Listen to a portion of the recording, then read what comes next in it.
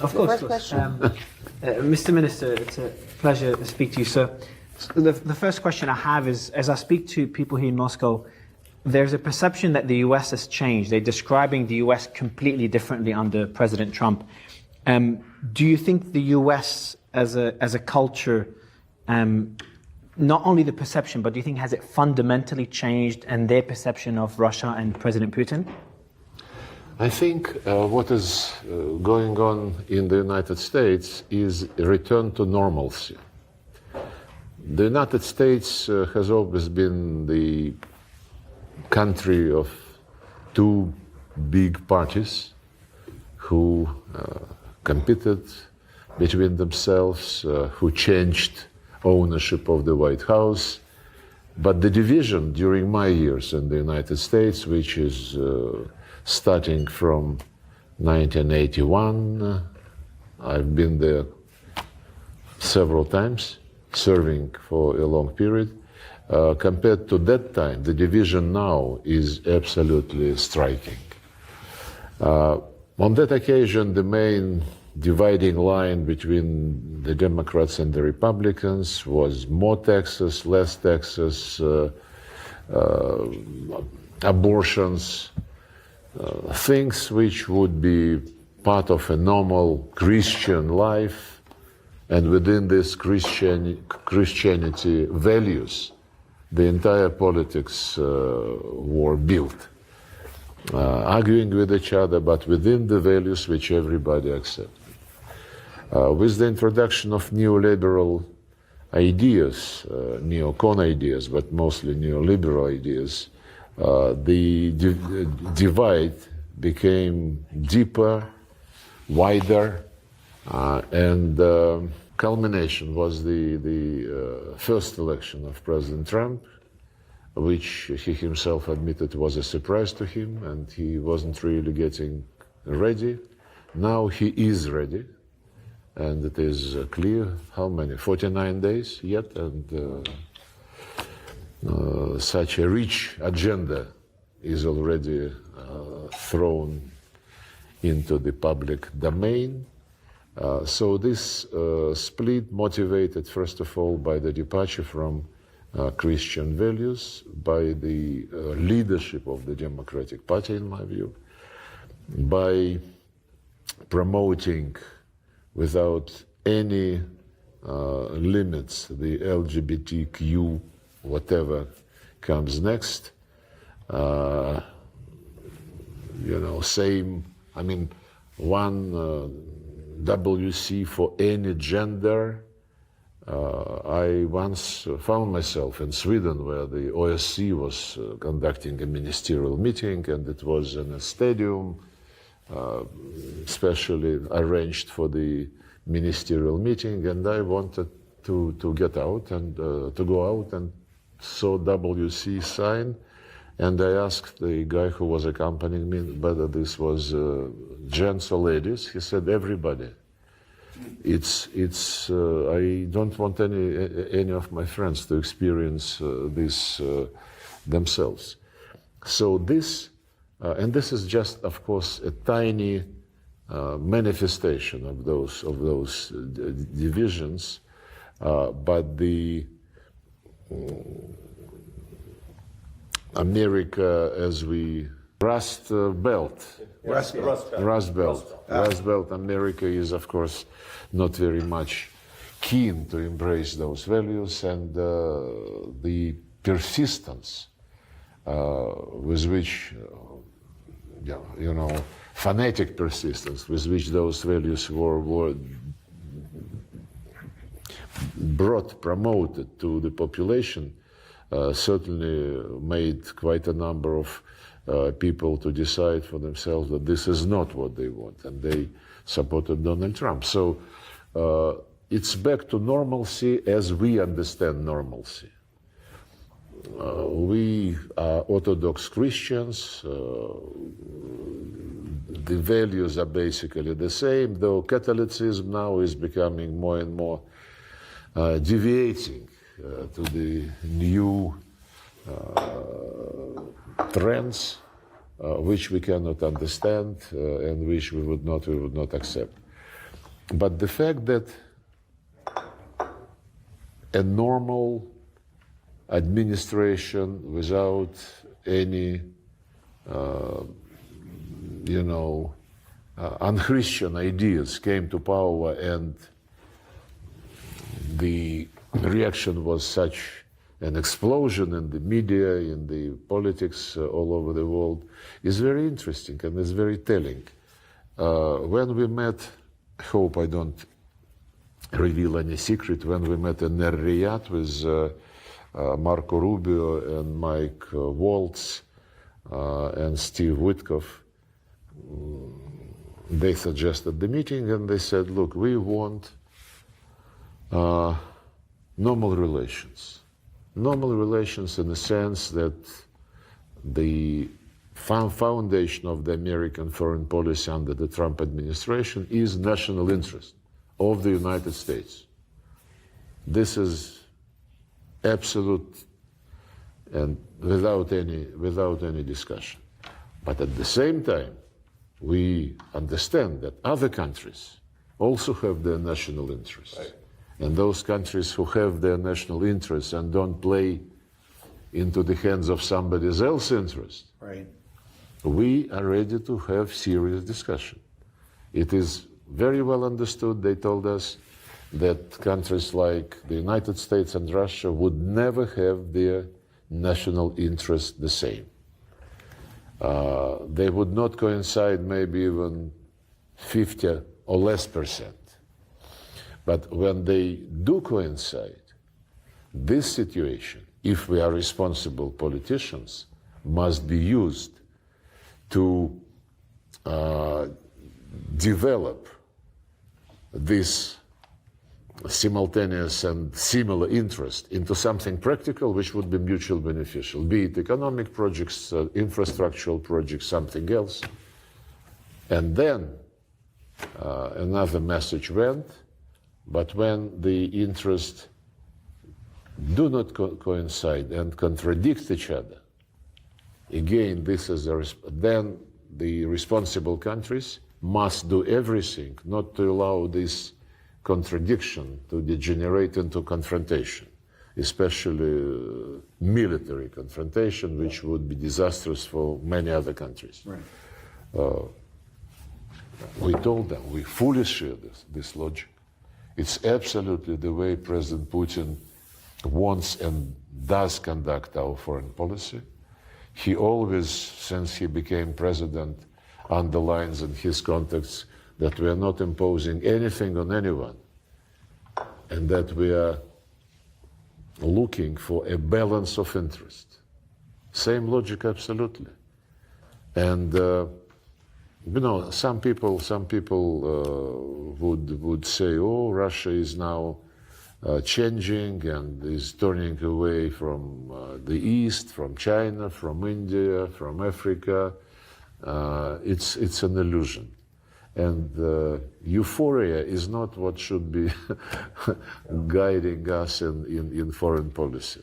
By the way, China, for decades, has relations with the United States based exactly on the formula which I just described. Mm-hmm. They sometimes call each other names, which we don't mind. I mean, we also, in modern diplomacy, are using to get to new vocabulary, but they never interrupted a dialogue. They would say, hands off Taiwan, hands off South China Sea. But let's meet and talk.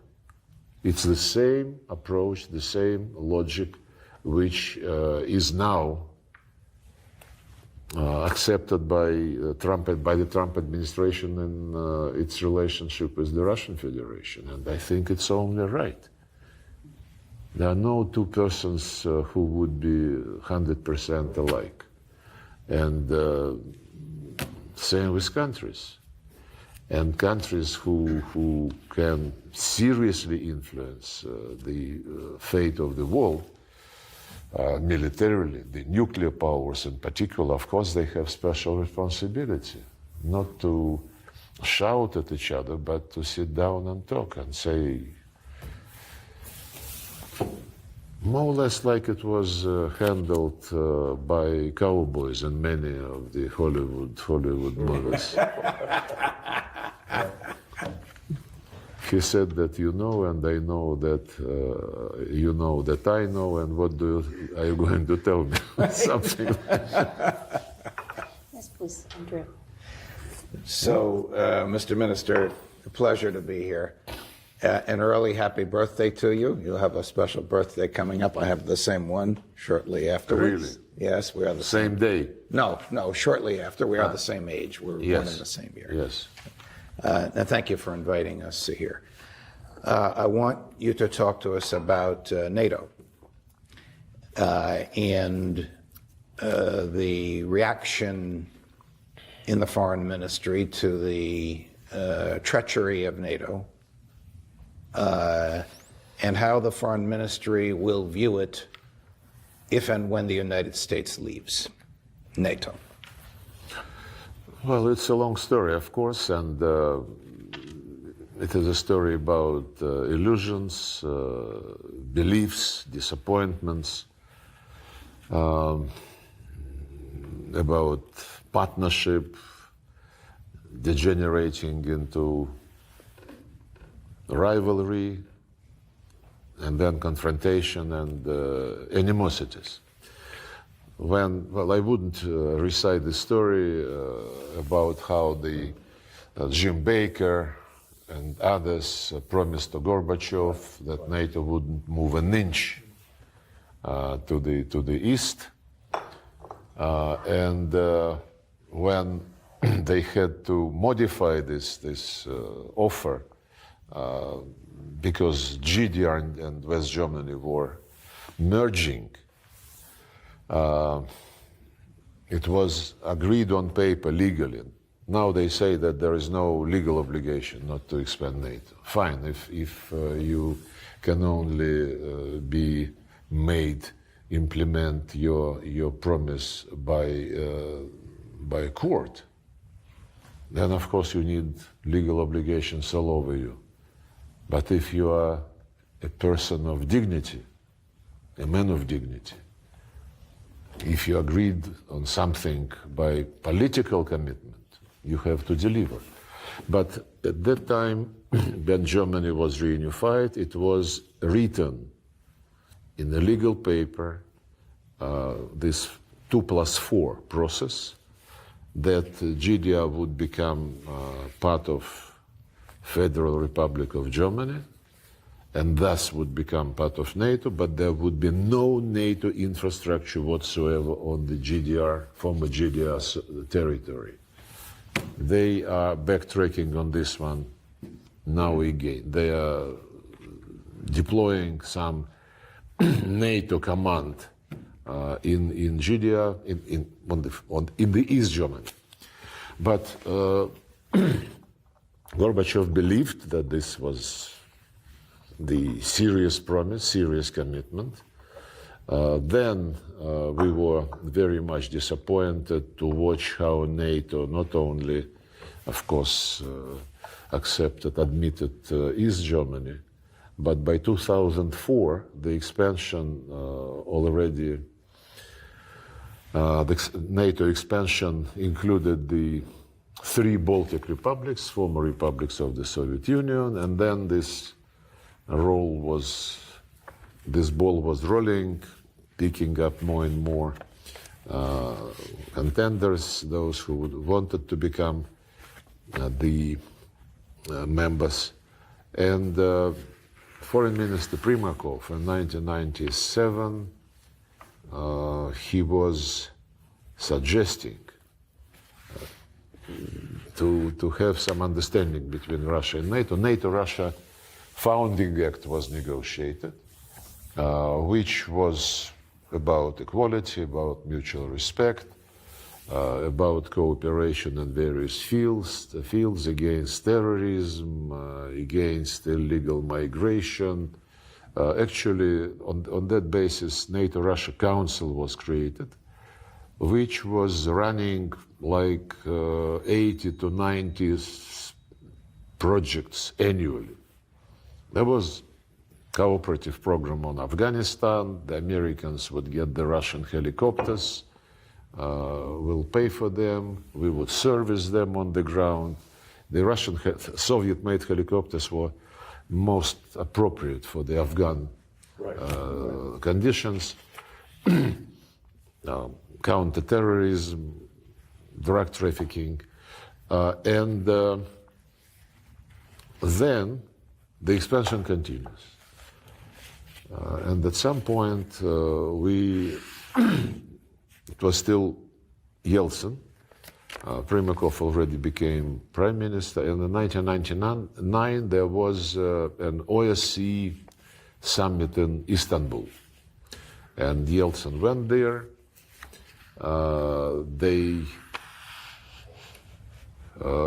had meetings with his colleagues from the United States, European capitals, and they decided that to allay any fears about what NATO is and about what NATO further plans are, they have to adopt a strong political declaration on indivisibility of security. And they adopted the Istanbul Declaration, which says each country has the right to choose alliances, but no country has the right to strengthen its security at the expense of the security of others. And therefore, the most important paragraph, and therefore, no country, group of countries, or organizations in the OSCE area could ever claim dominance. NATO was doing exactly the opposite.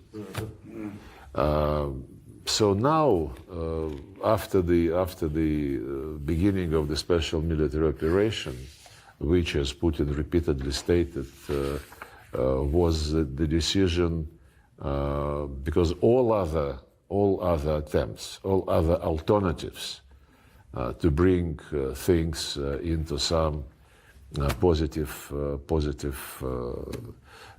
dimension failed. For 10 years after the illegal coup in Kiev, in violation of the deal signed the night before and guaranteed by the Germans, French, and Poles, 5 months, the deal was about 5 months period to prepare for general elections, and in the meantime, government of national unity would rule. Next morning, the opposition took government's building, went to the crowd in the Maidan, and said, "Congratulate us, we created the government of the winners." Winners and national unity, it's slightly different. I hope it will be national unity in Syria, but so far it is really a dangerous place.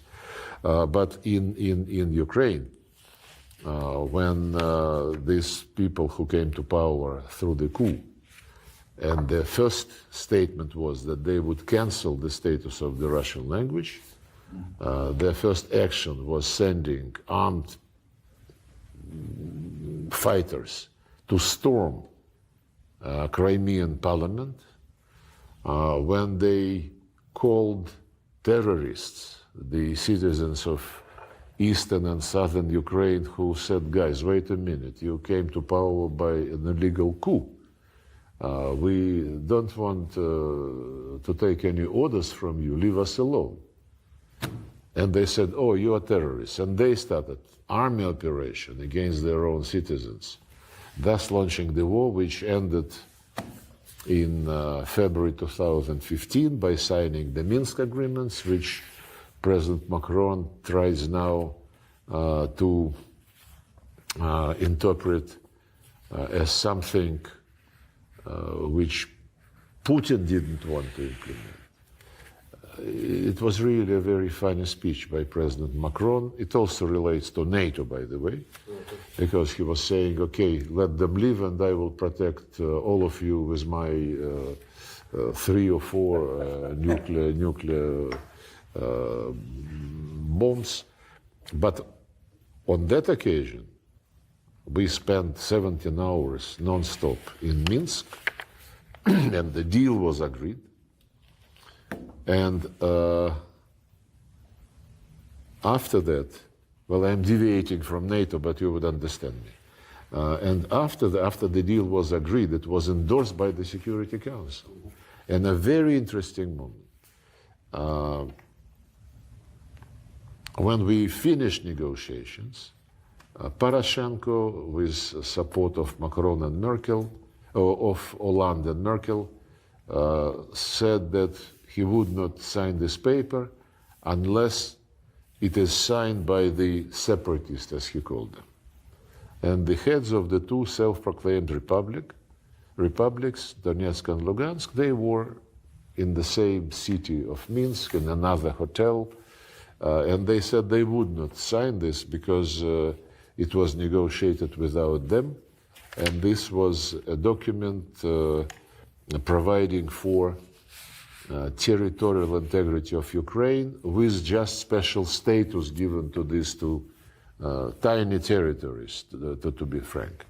And that they already proclaimed independence, they cannot betray their people, and they took us and some persuasion to make them sign this paper, which indeed said special status inside Ukraine, Russian language, the right to be consulted when prosecutors and judges are appointed for these municipalities, actually, but their rights, the special status must be consolidated in the constitution, and the exact language must be negotiated directly between Kiev and these two places.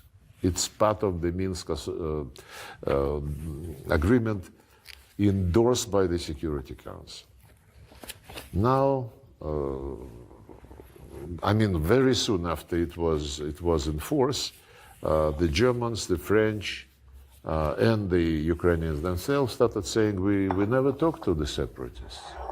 And Macron, when he came to Moscow just a week or so before we started the military operation, he was at a press conference, and then during this infamous phone conversation with Putin, which he, President of France, leaked, he was saying that, Vladimir, you cannot insist on this legitimate government agreeing to talk to the separatists. And Putin was objecting, saying this government came to power as a result of a coup.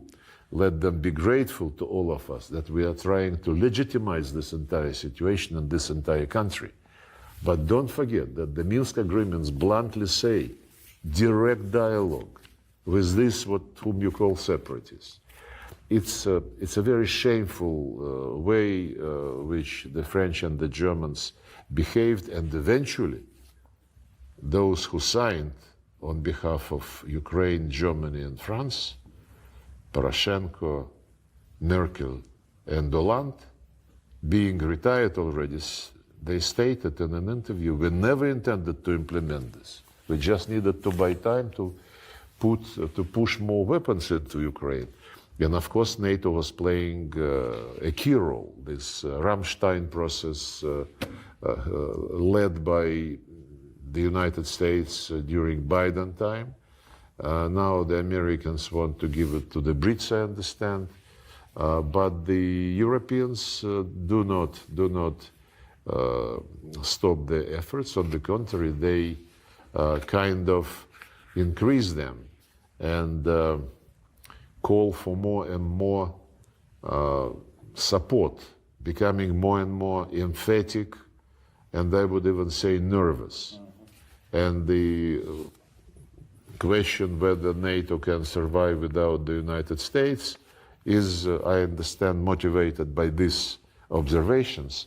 I don't think the Americans would drop from NATO. At least President Trump never hinted that this might be the case. What he did bluntly said was that if you want us to protect you, to give you security guarantees, you pay what is necessary. It's still to be discussed what is necessary 2.5%, 5%, anything in the middle.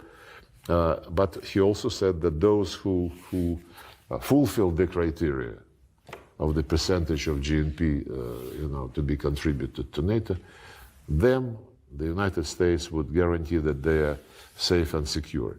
But he doesn't want provide these guarantees, security guarantees to Ukraine under Zelensky. He has his own view of the situation, which he bluntly presents every now and then, that this war should have never started, that the pulling Ukraine into NATO in violation of its constitution and violation of the Declaration of Independence of 1991, on the basis of which we recognized Ukraine as a sovereign state, for several reasons, including that this declaration was saying no NATO, no blocks, neutral status. And another thing which this declaration also confirmed and solidified, the all rights of Russian and all other national minorities are to be respected, which, by the way, is still in the Ukrainian constitution, in spite of the fact that the series of laws they passed since 2019 culminated in total prohibition, legal prohibition of the Russian language in media, education, culture, even in day-to-day life. If you come to a store and asks the store attendant to be assisted in Russian, he or she might tell you to speak the right language. Such issues happen. And of course, this was a very different situation. Since then, they included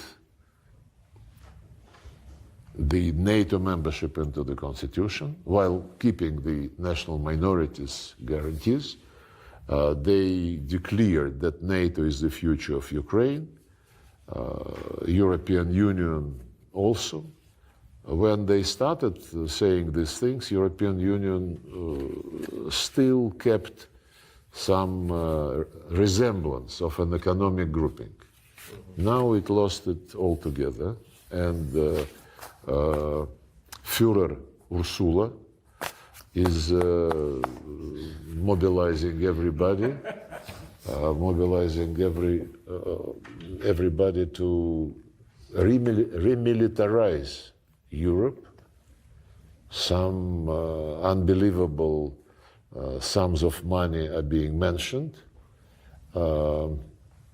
And many people think that this is a trick to divert attention of the population from those dozens and hundreds of billions of euros which have been spent during the COVID days and during the assistance to Ukraine without proper auditing. It's a discussion which is being raised. EU also lost its independence. It's lost its economic meaning, because when a German government spokesman says, no, we would never restore this gas pipeline, Nord Stream 2, because we have to get rid of the dependence on the Russian gas. But this was the basis for the German economy, for prosperity of the German economy. They pay now 4 or 5 times more than similar industries pay for gas in the United States. And business is moving to the US. Deindustrialization of Europe is taking place. And they are ready to sacrifice all this just for the sake of achieving ideological goal, defeating Russia. They were saying in the battlefield, Russia must be strategically defeated. now they say we would not accept capitulation of Ukraine. It's a change.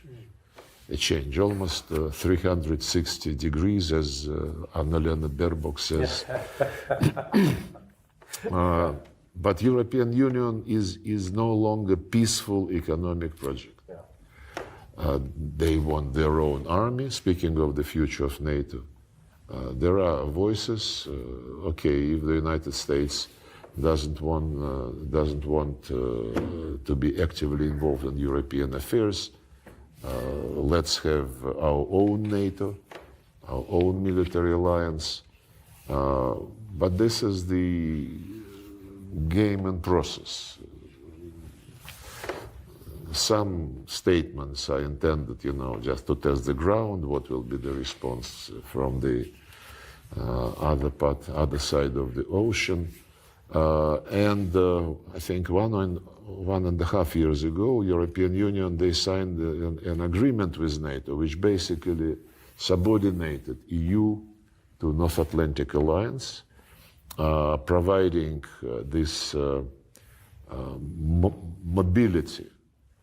In other words, NATO equipment, NATO troops can use the territory of non-member, non-NATO EU states.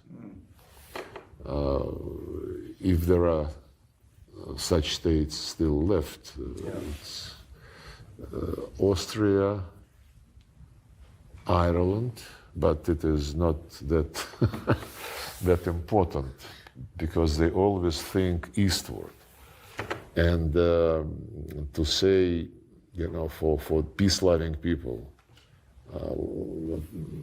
to say Prime Minister of Denmark, she said that these days Ukraine is weak, Ukraine cannot be fairly treated now, therefore for Ukraine today peace is worse than war. She said this. Let's pump Ukraine with weapons again, and when we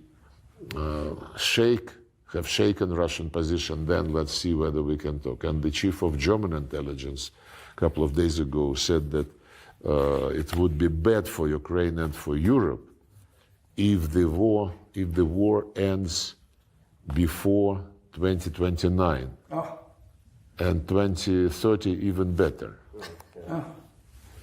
Yes, they say these things. And when President Trump was interrogating President Zelensky in the Oval Office,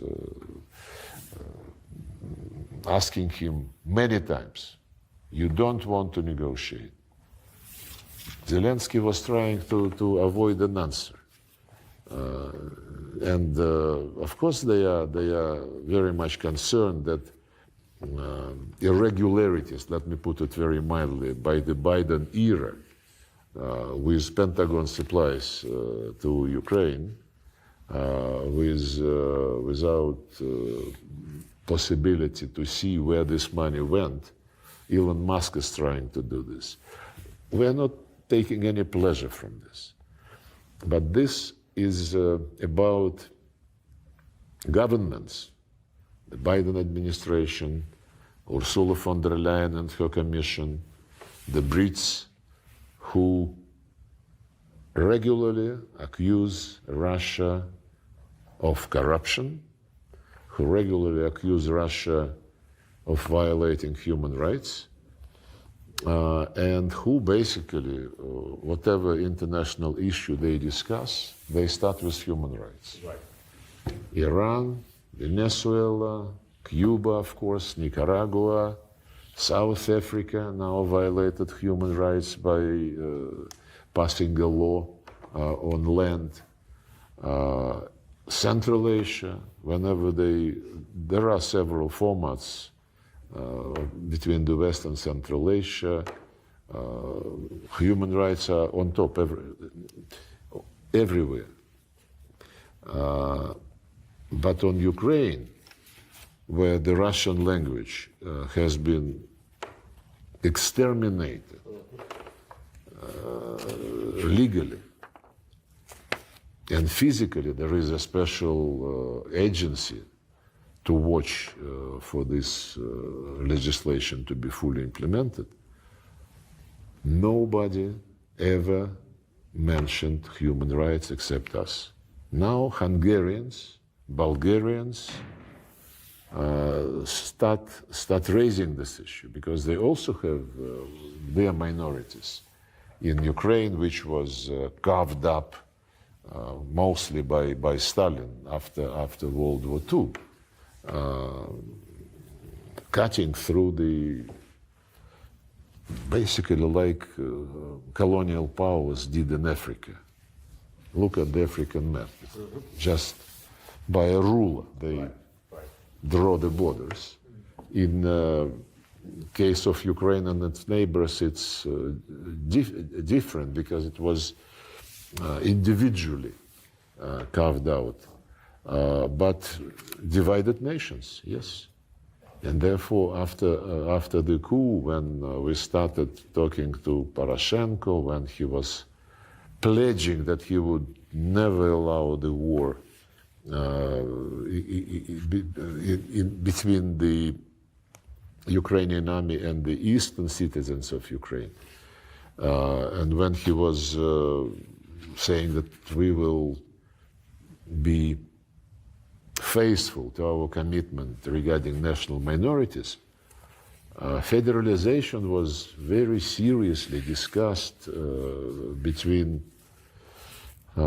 myself, John Kerry, Cathy Ashton, who was the EU foreign policy boss at that time, and the guy whom Kiev delegated. It was April 2014. And we seriously discussed, nobody mentioned Crimea. It was a done deal already.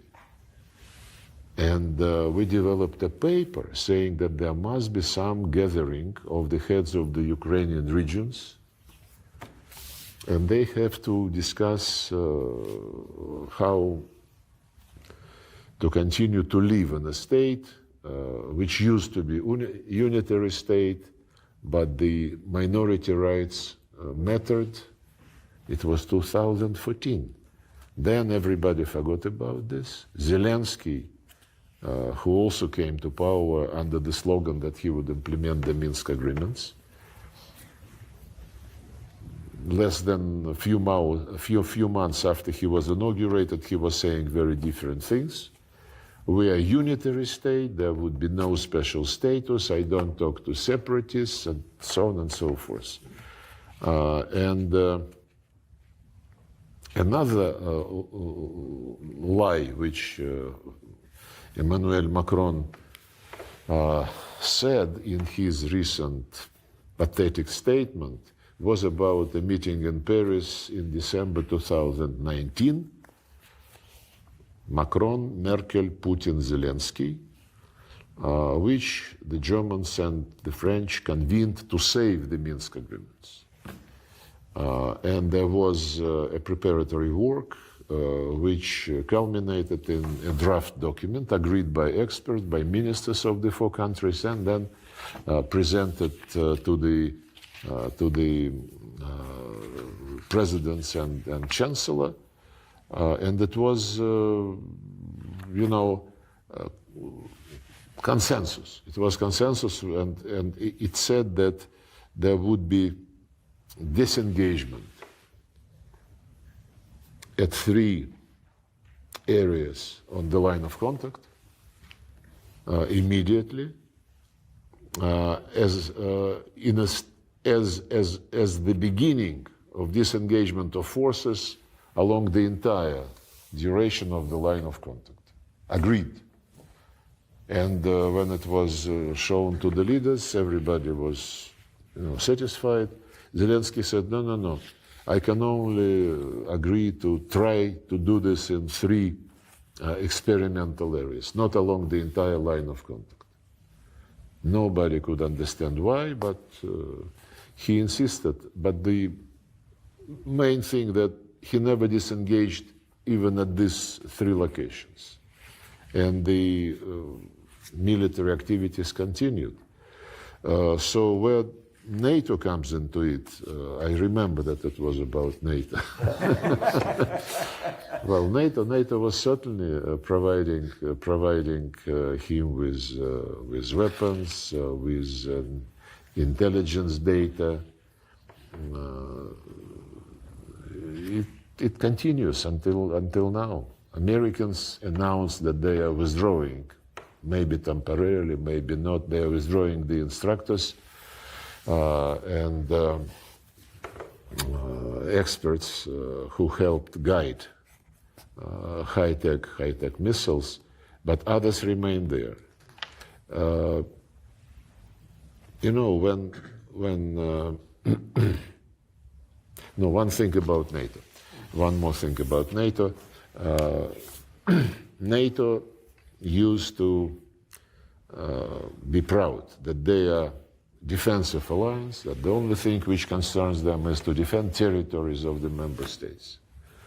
A couple of years ago at a summit, I don't remember where that summit was, the then Secretary General Stoltenberg already said, we need to be more active in Indo-Pacific region. He was asked by a journalist, but you insisted that you are about defense of your territories. He said, yes, absolutely, but the threats to our territories now emanates from South China Sea, from the Strait of Taiwan, and so on and so forth. And NATO started, they started building their non-inclusive blocks, troikas, quads, AUKUS. Then they encouraged this Indo-Pacific quartet, Japan, Australia, New Zealand, Korea. They developed their cooperation with Japan and South Korea, joint exercises, and with South Korea, the nuclear elements already are involved and discussed. So NATO, they are opening, as far as I understand, an office of NATO in Tokyo or on some of the islands. They're trying to pull some ASEAN countries out and to bring them into this limited membership closed clubs. Philippines is case in point, Singapore is case in point. And the concept of security, which was developed by ASEAN through many decades, and which included participation of everybody on an equal footing, including China, US, India, Russia, Japan, Australia, New Zealand, Korea. This concept, based on consensus, is now being undermined quite considerably, which is very interesting because it coincided with the period when we started rethinking our own security and Eurasian security. Exactly Eurasian, not European, Eurasian. Each continent, Africa, Latin America, they have continental-wide organizations. African Union, CELAC in Latin America and Caribbean, and only Eurasia, the biggest, the most prosperous, the most developed and rich continent, doesn't have a continent-wide organization. All attempts of Russia to be part of some security cooperation process were about Euro-Atlantic schemes. OSCE, NATO, Russia, EU became Euro-Atlantic very soon, and it didn't work. So what we are now trying to discuss, not imposing anything on anybody, is a vision of Eurasian continental architecture without prejudging the shape, but just to sit down and to talk on the basis of openness of this hypothetic eventual architecture to all continental countries. Let them keep NATO if they so wish. Let them keep OSCE. But there are Eurasian Economic Union, Organization of Collective Security Treaty, Commonwealth of Independent States, ASEAN. There is an organization of the countries of South Asia, not very active, but still. There is Gulf Cooperation Council by the Arab monarchies who are now normalizing their relations with Iran, and we, promote this. So all these sub-regional developments, most of them are economic, and it would not hurt if we unite these efforts, organize a division of labor to save money, to save effort, to harmonize the economic plans. Putin called it Great Eurasian Partnership. And who knows, maybe many years from now, it would be a material basis for some security architecture, which must not be close to the western part of the continent. Well, this is not very brief, but Fascinating. Shortly about NATO. Yeah, Larry, please. I'm not sure I trust my own country. And I know that the Russian government is quite sincere in looking to pursue a diplomatic solution. What troubles me, and it's something that I continue to hear now from people in significant positions, just as the United States cynically developed a relationship with China in 1972 under Nixon, it was for the express purpose of going after then the Soviet Union wanted to make sure that they split them apart. I have heard several people, and I know that this Elbridge Colby, who is going to be like the number 3 person in the Department of Defense, that they see China as the enemy, and they believe that they can split Russia from China, and again, use you, not you personally, Mr. Minister, but the country, as a wedge against China. Now, I've tried to say that's foolishness, because unlike the United States, the Russian government takes its agreements seriously and adheres to them.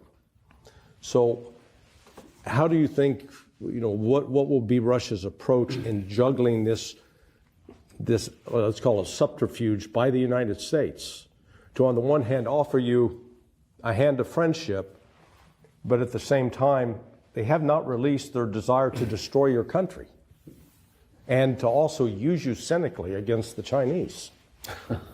Well, we have been through this, as you mentioned, in 1972, when Nixon wanted the relationship in this triangle to be like this. The relations between the US and China and the US and Russia, both must be better than the relations between Moscow and China. Yeah. A combination. Well, it's a nice philosophical construction, but the current situation is radically different. Yes.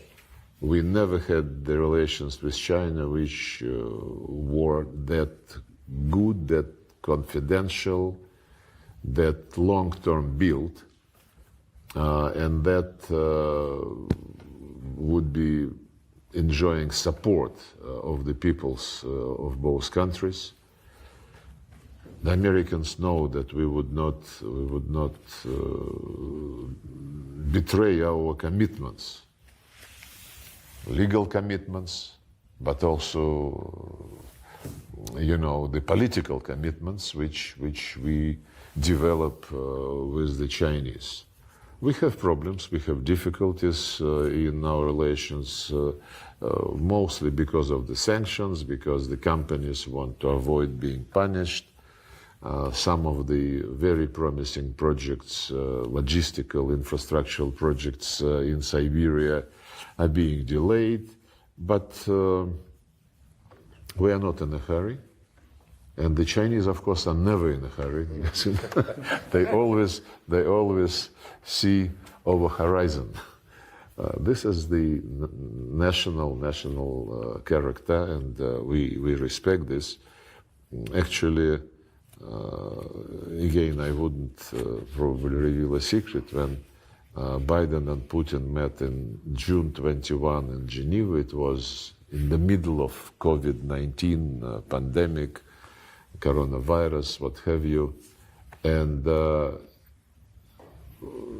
in a brief discussion, and with only the foreign ministers present, Biden said, I start rethinking the absolutism of democracy, because the countries who have authoritarian rulers, they cope much better with the COVID infection than we are. In our case, each state has some kind of leeway, and they decide to vaccinate or not to vaccinate. And the Chinese and Russia, he said, acted better than many others. But this is a philosophical discussion. You can argue whether in the same logic, whether 4 years is enough for doing something long term, especially with these modern, very complicated, sophisticated technologies which require retuning of sectors of economy, and whether 4 years is enough, or maybe even 2 years, because if you lose midterm elections, the Congress would not allow you to deliver. I don't know. I think the answer is, let each nation choose its destiny, its future. It will be exactly in line with the United Nations Charter, which says sovereign equality of states, no interference. One example, Afghanistan. The democratic experiment failed completely, and it totally ignored the centuries and centuries old habits and rules, if you wish, unwritten rules of this civilization. So we would be very much cautious regarding any imposition. And Trump is already saying about a meeting at 3, US, China, Russia. He mentioned that he would like to discuss nuclear weapons and security issues. We would be open to any format which is based on mutual respect, on equality, no prejudged solutions. If our Chinese friends would be interested, it would be their decision. But this does not negate the importance of Russia-US dialogue on strategic stability, and the interest in resuming such discussions was expressed repeatedly by Trump and his people. Putin, in response, said that it is the area where we have special responsibility, especially since in 1 year the START 3 treaty would be expiring. So it's a very different approach from the than Biden administration used to promote. They were saying, let's resume the implementation of the START treaty and let us visit some of your nuclear sites. We told them, guys, you declared us enemy, you declared the goal to inflict strategic defeat on Russia. They said, yes, but this does not preclude some tactical and technical visits. Trump's position, as I said at the very beginning, is that whatever differences we have, don't allow them to degenerate into a war, and whatever interests come the same way, don't waste the chance to develop this into some practical and useful. Yeah, so it seems, and Marco Rubio said it himself, we're walking into a multipolar world. And you said, the Chinese and to an extent the Russians as well, you always look at the horizon and ignore short-term developments.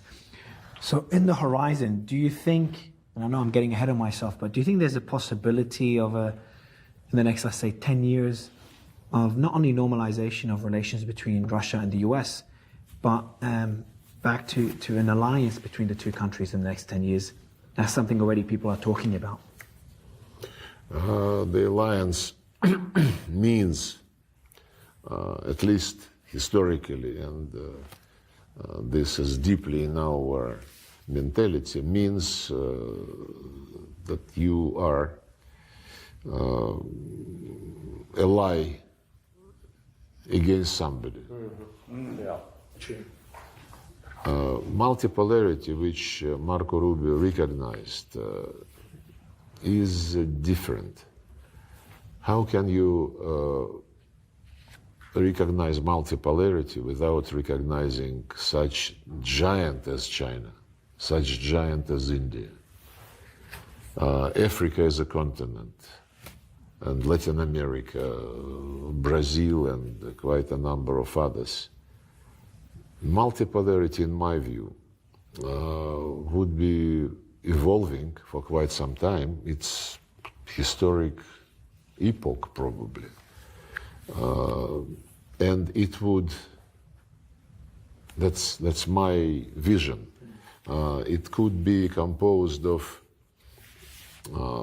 superpowers by the size, by the economic weight, by the military might, especially nuclear, and certainly US, China, Russia fit into this category.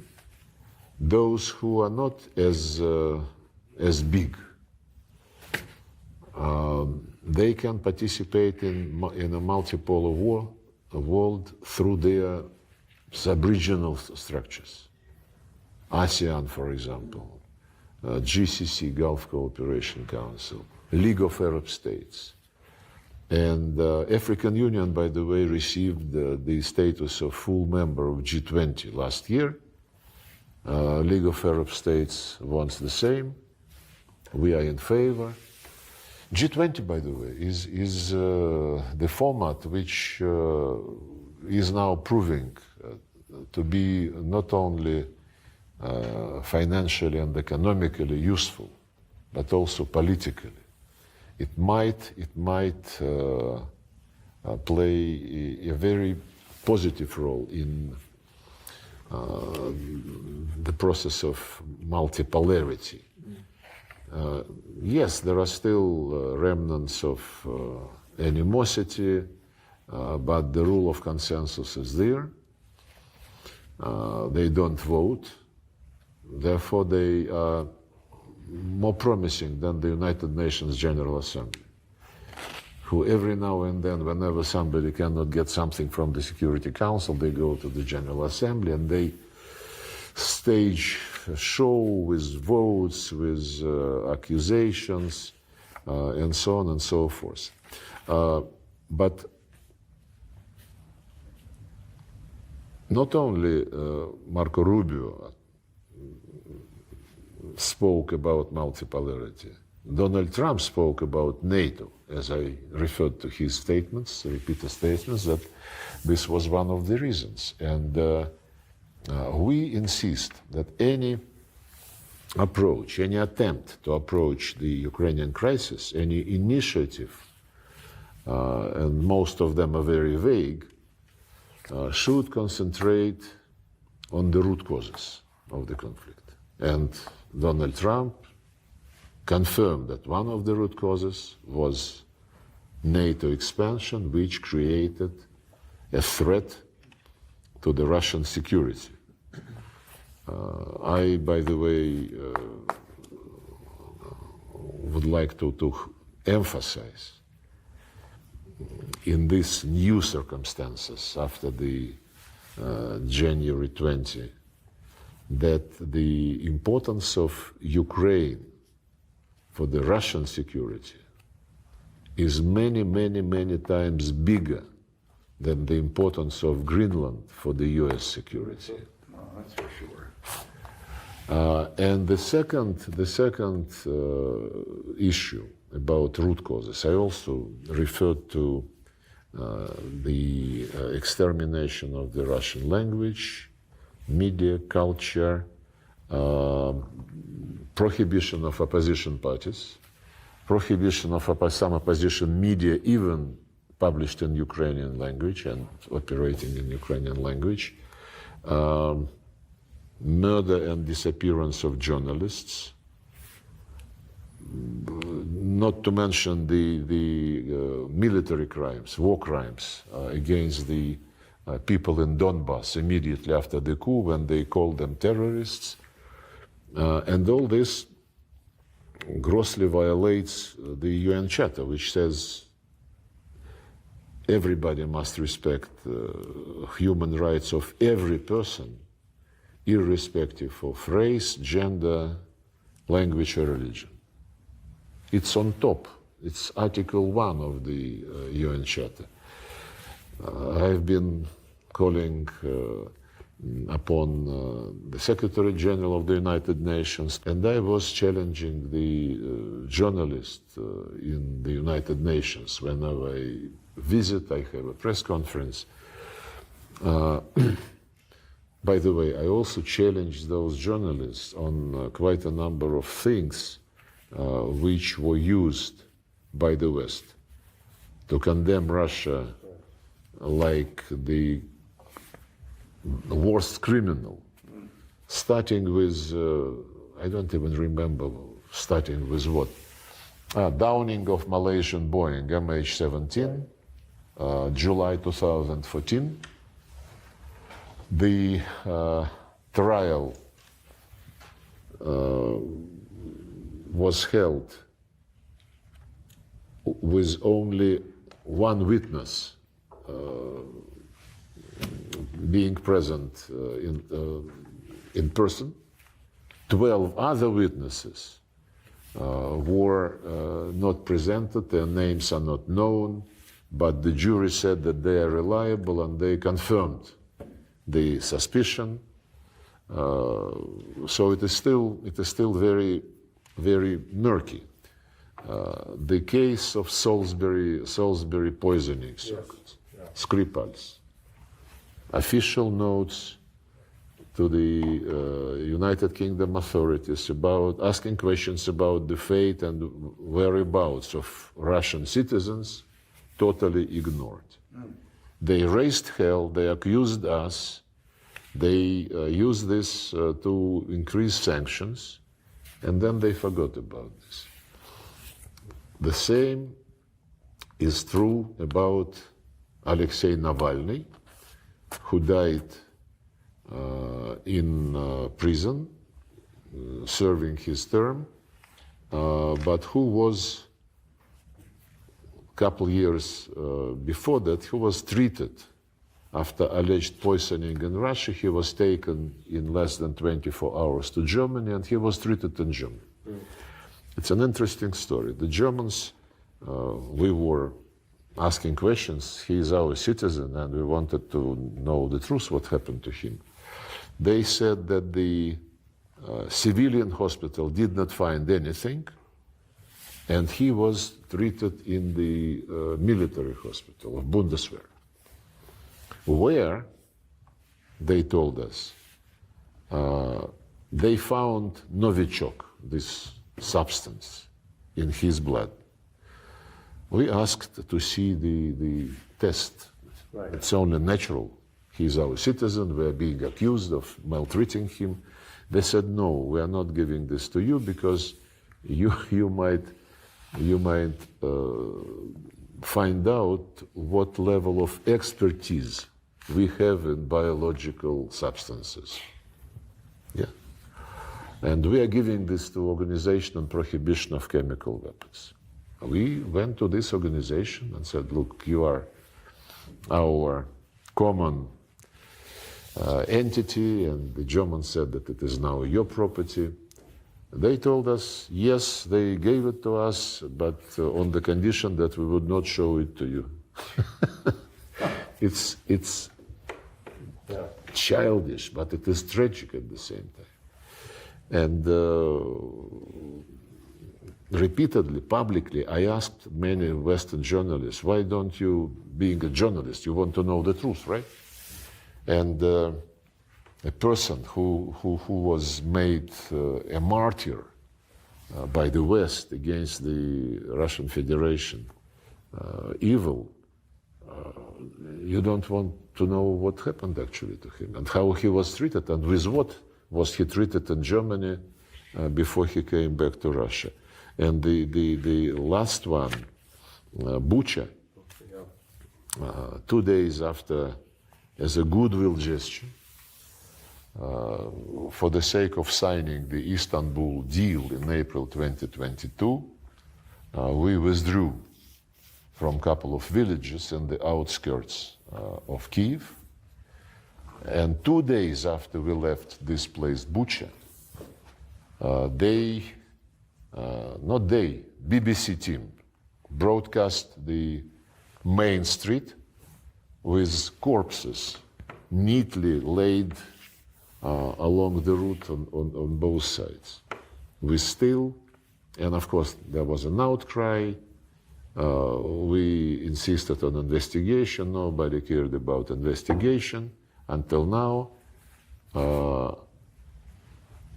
we want to get the names of the people, just the names of the people whose bodies were shown by BBC. I raised this issue twice publicly in the Security Council in front of the Secretary General. I raised it with him. We sent a formal request to the human rights, to the High Commissioner on Human Rights of the United Nations. No response. And twice I raised the issue in New York, in front of all foreign correspondents, just appealing to their professional drive, to no avail. Speaking on human rights and on the sincerity of our Western friends, Europe and the UK, they certainly want this to continue. The way they received Zelensky in London after the scandal in Washington, and it's an indication that they want to raise the stakes, and they are preparing something to pressure Trump administration back into some aggressive action against Russia. We are philosophical about this. We know what we are doing. But I am mostly amazed with this peacekeepers obsession. Peacekeepers, let's stop. Macron says, let's stop in 1 month. Peacekeepers would be deployed. Then we'll see what to do next. It is not what we say is required for the end of this war, which the West waged against us through Ukrainians with their direct participation of their military. We know this. If NATO expansion is recognized, at least by Donald Trump, as one of the root causes, then the presence of the troops from NATO countries under any flag, in any capacity on Ukrainian soil is the same threat. You won't accept it under any conditions? Under any conditions, well, nobody is talking to us. They keep saying nothing about Ukraine without Ukraine, but they do everything about Russia without Russia. Planning. Trump, by the way, when asked about peacekeepers, he said, well, it's too early to discuss this, but normally you need the consent of the parties. Why should we give consent to the peacekeeping force or peacekeeping group even, not force, though they want force, from the composed of the countries who declared us an enemy, and they would come as peacekeepers. And the second thing is the rights and the fate of the people who live not only on the liberated territories, but on the territories under the control of the regime. They also, most of them, speak Russian. They were brought as part of the Russian culture, and they want their kids to know Russian and to learn Russian. My question was whether this law, or several pieces of law, prohibiting Russian language, whether this would be cancelled on the territory which would be left of Ukraine. There is no answer. We'll see later. And if you'll see later, another question, whether you would still keep this monument to Bandera, who collaborated with Hitler and was accused, convicted by the Nuremberg Tribunal in absentia. And this monument, for the first time, Israeli ambassador was shown, and he said, I never suspected that, this was the case. Israeli minister. Minister of Foreign Affairs. So the rest of Ukraine would keep this monument and would keep prohibition of Russia, would stage the torch marches with insignia from SS divisions. Then, with all respect, this would be not a group, a force keeping peace. This would be a group keeping and protecting the Nazi regime. Right. And this is absolutely non-starter. May I ask you about Gaza? President Putin has expressed outrage at the genocide in Gaza. What will be the position of the foreign ministry if the Netanyahu regime attacks Iran, as Prime Minister Netanyahu has publicly threatened? Unfortunately, we used to have good relations with President Netanyahu. Putin always is underlining when he speaks about this region that the solution is impossible without a Palestinian state and without a reliable security arrangements for Israel. The two states were created by the decision of the General Assembly, 1948. And the decision, I don't remember the exact wording, but the decision basically conditioned the creation and existence of one state against the creation and conditions of another, and the existence of another. Now everybody who wants a Palestinian state speaks about 1967 borders, which is very different from 1948 borders, which were supposed to be the borders of Israel and of Palestine. If you take a look at a map now, 1967 borders is like galaxy compared to what you have, and the West Bank is all in settlements. And the latest development, I saw so many reports that Israelis decided to annex in a specific way the West Bank by taking it under total control without sending Palestinians out, but concentrating them in several municipalities. Not in camps, in municipalities. Is Iran part of the current negotiations as well?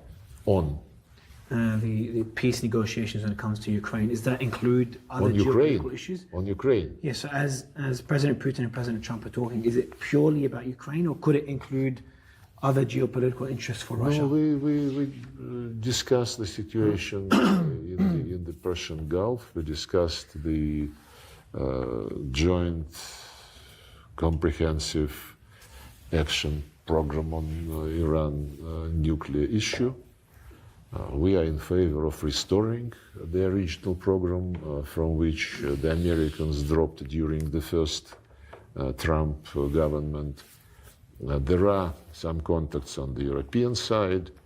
We would be in favor of resuming the format which developed the original deal endorsed by the Security Council, which is France, Germany, UK, US, Russia, China, and Iran. We'll see how it goes. But what is worrying is that there are some indications that the Americans would like this New Deal to be accompanied by political conditions, insisting that there should be some verifiable arrangement for Iran not to support groups in Iraq, in Lebanon, in Syria, anywhere, which I don't think is going to fly. Look, all countries of this region, in the Gulf, all of them have influence beyond the borders of their kingdoms, emirates, Northern Africa. They undertake quite a number of programs, humanitarian, economic programs. They mediate a lot. Sudan, for example, and domestic crisis in Sudan is being handled one way or another by some players in the Gulf. So to say that everybody has this right to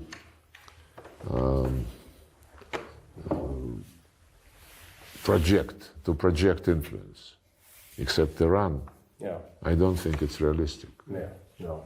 What about President Putin's statement June 2024 regarding the conditions for a settlement to even start negotiations with Ukraine? And my reading of it has been President Putin's position has been the same. Your position has been the same as the president's. It's been also by the Vice Minister Rybkov has said it. And yet I think there are some in the West that perceive that you don't really mean what you say.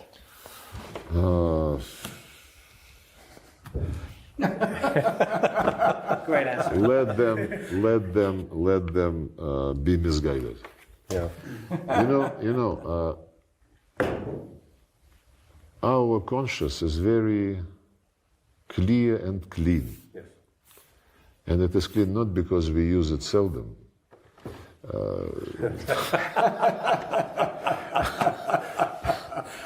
It's because we have been burning our fingers so many times that on this particular crisis, we know what must be done, and that we would not,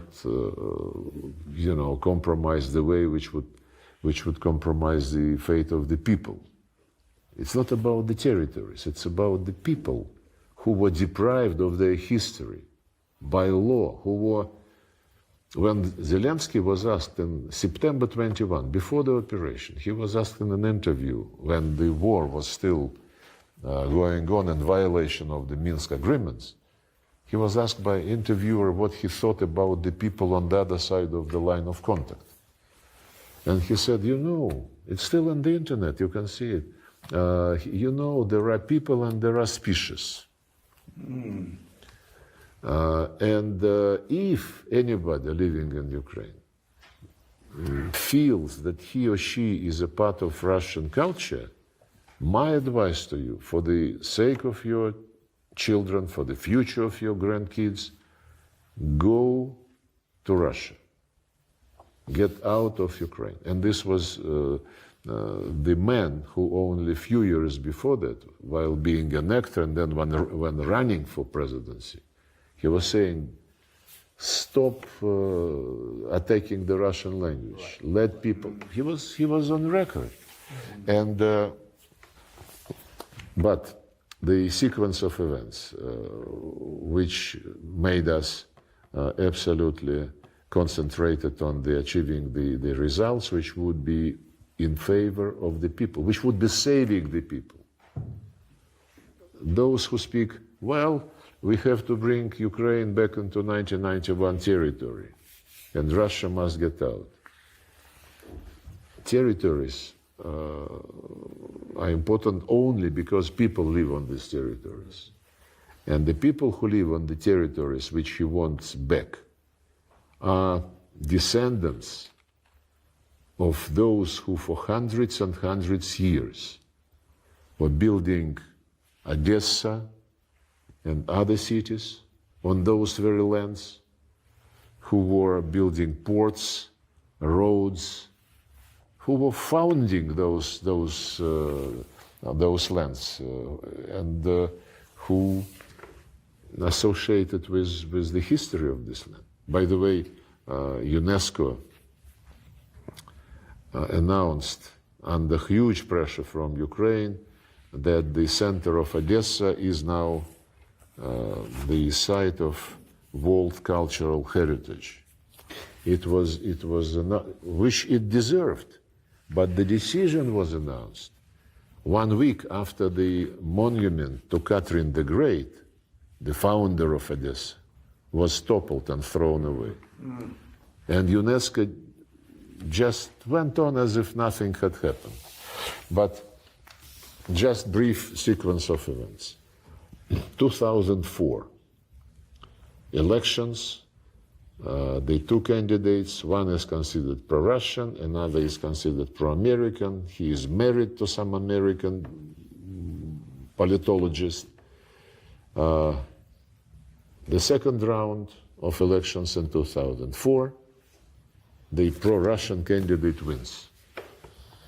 But the crowd, instigated by the Europeans mostly, demands reconsideration of these results. And under huge pressure, the Constitutional Court of Ukraine adopts a decision to hold a third round, which is not provided for in the Constitution. Constitutional Court expanded without any right the constitutional procedures. Then the pro-Western candidate wins, Mr. Yushchenko. Fine. There was no Maidan, no revolution, nobody was instigating people to do it. And then at the next presidential elections, the candidate who was considered pro-Russian, Mr. Yanukovych, he is winning in a very clean way, nobody challenges him. But then Mr. Yanukovych, in 2013, maybe even earlier, but in 2013 it culminated. He started negotiations with the European Union on getting association agreement.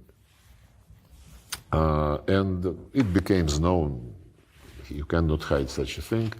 And our experts started explaining to Ukrainian colleagues that if you go to the association status with European Union, you get zero tariffs on many items. And you, Ukraine, have zero tariffs with us, because the Commonwealth of Independent States has a free trade area. Right. But we have quite a protection in our trade with European Union, which we negotiated when we were joining WTO. So it might be a situation whereby European goods, from which we negotiated some protection, would be fleeing into Ukraine, and there is no customs border between Ukraine and Russia. So we would have to close this border. Mm-hmm. Then he said, well, I have to, we even suggested to the European Commission, who was headed by José Manuel Barroso at that time. Putin proposed to him, let's seat the three of us, EU, Russia, and Ukraine, and see how we can handle these discrepancies, so that nobody suffers. He said, none of your business, we don't discuss Russia-Canadian trade, You do what you want. And then Yanukovych asked for postponement of the signature of this association agreement. Just, he said, I want to understand this better. How can we handle it? This was the trigger for that Maidan. Well prepared, hundreds of tents of the same make, the same color, the same everything.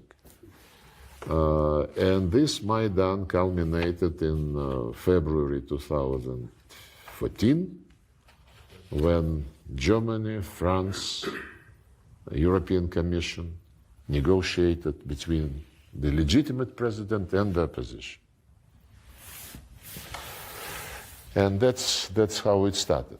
They reached a deal, which, as I said, was disrupted next morning when opposition said, we are now the power, the government.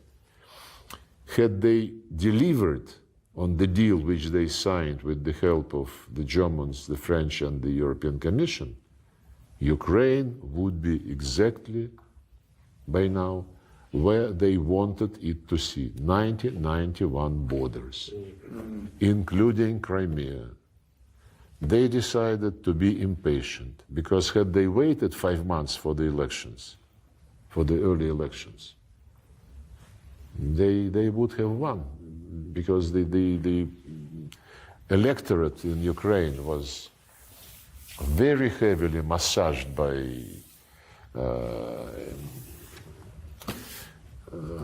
USAID,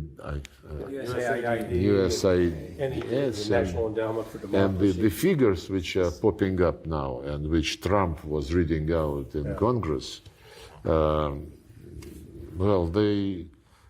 Victoria Nuland actually said after this coup that we did so much for democracy to win on Ukraine, we spent $5 billion. She said this. Yes. For this particular revolution. So then there were Minsk agreements.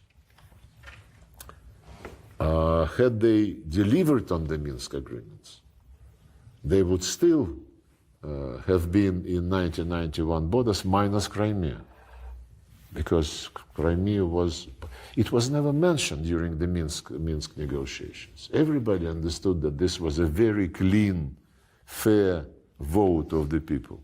There were hundreds of Western observers, not official, but from MPs.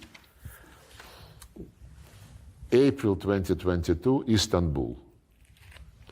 Macron said that Putin tried to impose something on Zelensky. It's another lie by Macron. Yeah. Because the paper which was initialed by us and Ukrainians was prepared by Ukrainians. And we accepted this. It was very straightforward. No NATO, no military bases, no military maneuvers. Instead of NATO, guarantees are provided by permanent 5, plus Germany, plus Turkey, and the list is open. Anybody who would like can join the list of guarantors. And these guarantees do not cover Crimea and the part of Donbass which was controlled by Russia at that time. And it was their thing. And these principles were initialed, and there was an agreement to develop a treaty paper on this basis. Then Boris Johnson said, don't do it, continue to fight, just like the head of German intelligence now says that we cannot stop until 2029. Maybe they want to sit out Donald Trump. Gentlemen, So had they been cooperative and had they delivered on their own initiative, they would still have 1991 borders minus Crimea minus some part of Donbass. They should have taken the deal. Of course they should. Every time they cheat, they lose. And the process continues. You know, it's been said that you're the Metternich of the modern era, but I think that's wrong. They should say that Metternich was the Lavrov of his era. Thank you very much. thank you. Thank you. Thank you.